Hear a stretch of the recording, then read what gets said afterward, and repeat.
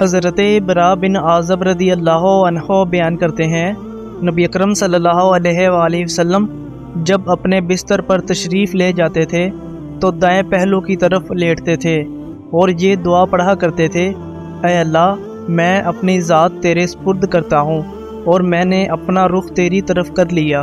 اور اپنا معاملہ تیرے سپرد کیا اور تیری طرف تکیہ کر لیا، تیری رحمت کی طرف رغبت کرتے ہوئے اور تیری بے نیازی سے ڈرتے ہوئے، تیرے علاوہ اور کوئی پناہ گاہ نہیں ہے۔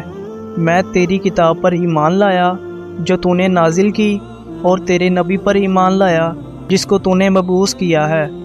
سیدہ عائشہ صدیقہ رضی اللہ عنہا بیان کرتی ہیں،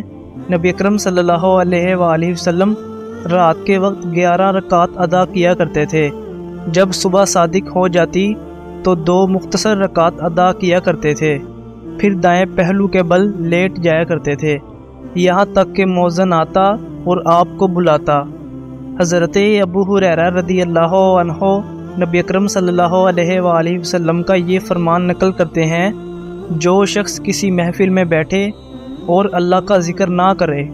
اللہ تعالیٰ کی طرف سے یہ اس کے لیے گناہ ہوگا، اور جو شخص لیٹ جائے اور اس میں اللہ تعالیٰ کا ذکر نہ کرے